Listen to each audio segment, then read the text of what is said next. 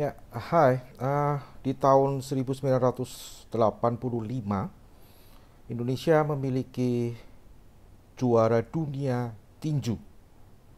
Juara dunia versi IBF, International Boxing Federation, yaitu saudara Elias Pikal atau waktu itu terkenal dengan sebutan Bung Eli Pikal dari Maluku. Nah, promotornya yang membuat saudara Eli Pikal ini bisa menjadi juara dunia dipertandingkan, mengatur pertandingannya adalah Om Boy Bolang. Boy Bolang waktu itu tahun 1985. Ketika Hiruk Pikuk rame pertandingan juara dunia itu, ada satu peristiwa tentang sarung tinjunya itu, sarung tinju. Saudara Elias Pikal itu yang di tahun 85 itu harganya puluhan juta. Untuk sarung tinju seharga puluhan juta di tahun 85 itu sebuah hal yang menghebohkan. Orang rame, sarung tinju saja segitu mahalnya, pemborosan itu ini itu ini itu ini itu. Kemudian Om Boy Bolang dengan sangat tangkas dan cerdas menjawab begini, ya sarung tinju yang harganya ribuan ada, yang harganya puluhan ribu ada, yang harganya ratusan ada, yang harganya jutaan ada. Tapi jangan lupa, pertandingan saudara Elias Pikal ini adalah World Champion, pertandingan kelas dunia.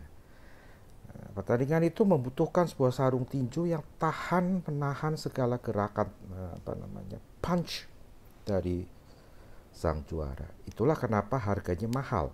Jadi pemakaian sarung tinju yang puluhan juta itu bukan berarti untuk gagah-gagahan, untuk seremonial ini event kelas dunia, pakainya mahal, bukan. Tapi memang kebutuhannya harus begitu. Saudara Elias Pikal itu juara dunia, kalau dipakein sarung tinju yang jutaan, sekali punch sobek, repot. Hal yang sama terjadi pada musik. Pada satu tingkat tertentu, mau tidak mau, entah Anda itu belajar gitar klasik maupun Anda belajar piano, Anda akan membutuhkan sebuah alat yang sesuai dengan kompetensi Anda.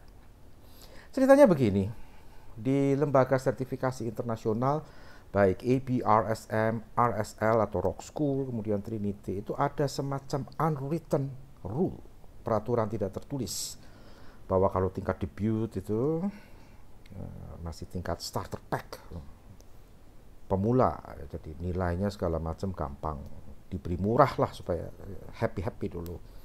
Kemudian dari grade 1 sampai dengan 5 dikatakan bahwa itu adalah grade amateur yang memiliki hasrat. Menginjak grade 6 sampai grade 8 sampai diploma, Anda sudah dianggap sebagai orang yang profesional. Meskipun Anda tidak ingin berprofesi sebagai pemusik, tetapi penilaiannya segala macam Anda dianggap profesional. Saat itulah, menginjak grade ke-6 mulai, Anda membutuhkan sebuah peralatan musik, alat musik yang mumpuni.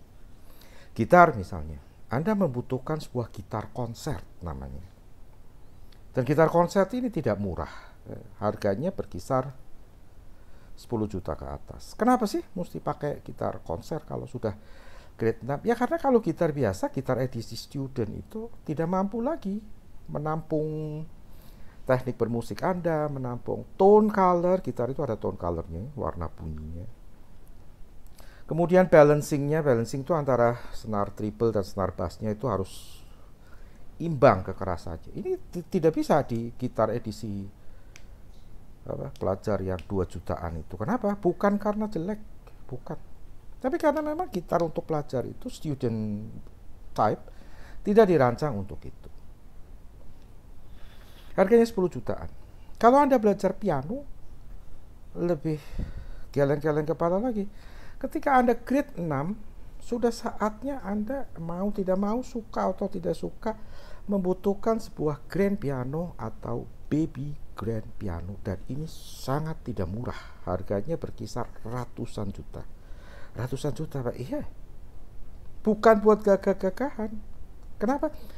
Karena mulai grade 6 segala macam itu gradasi dinamiknya dari yang lemah ke lembut, balik lagi. Kemudian illusion color, Anda dituntut untuk membuat warna bunyi, meskipun di piano itu secara ilusi. Ya, ketika ada teknik-teknik yang kalau Anda pakai piano digital piano tidak bisa seperti repeat hammering itu. Tidak bisa. Bukan berarti digital piano itu jelek, tapi memang digital piano dirancang untuk casual home entertainment, ya, yang biasa-biasa lah. Harganya ratusan juta. Lalu kembali lagi, muaranya problemnya adalah pada hal keuangan. Karena kita tidak punya uang. Nah, bagaimana? Kalau untuk piano, misalnya keuangannya tidak cukup, ataupun rumahnya itu kecil, Anda tinggal di apartemen, ataupun rumah yang desain baru yang pintunya itu cuma cukup buat orang yang kurus-kurus, Anda tidak mungkin memasukkan grand piano atau baby grand piano ke rumah Anda. Anda bisa mencari upright piano tetapi yang mutunya setara dengan, apa itu mutunya? Actionnya yang setara dengan baby grand ataupun grand.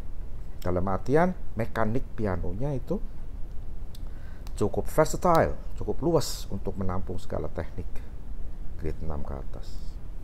Colornya nampak jelas dan macam-macam lah. Gitar pun juga begitu.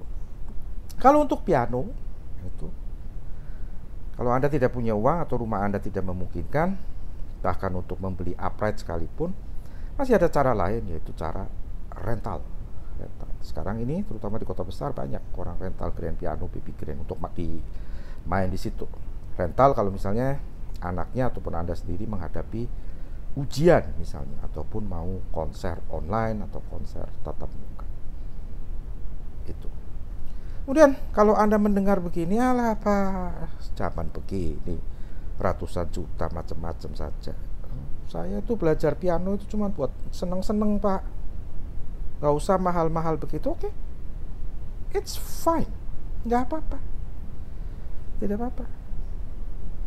Anda sampai grade 5 ya, supaya secara akademik Anda mendapatkan sertifikasi kompetensi Anda, teknik kompetensinya. Setelah itu Anda stuck di sini. Anda tidak moving up, stuck karena Anda tidak ikut ujian naik tingkat lagi karena sarananya nggak ada. Tapi Anda spread. Anda bilang sama gurunya supaya dipilihkan banyak lagu, banyak genre lagu supaya Anda bisa main macam-macam lagu. Anda tetap les itu, Anda tetap les. Loh kok tetap les, Pak? Ya tetap les karena grade 5 itu Anda belum bisa mandiri. Begitu. Dengan Fit Talk ini, saya mau memberitahu bahwa musik itu bukan sekedar tang ting tung jrang jreng jreng terus langsung bayar, bukan itu. Musik tidak sekedar kesenian. Musik adalah lifetime investation. Ada pertaruhan nilai ekonomi yang ditanamkan di situ. Itu yang Anda perlu tahu jika Anda ingin Anda atau anak Anda terjun ke dunia musik. Bukan untuk gagah-gagahan, tapi semua itu memang mutlak kebutuhan. Di musik kami tidak menyebutnya dengan the grand piano is very expensive.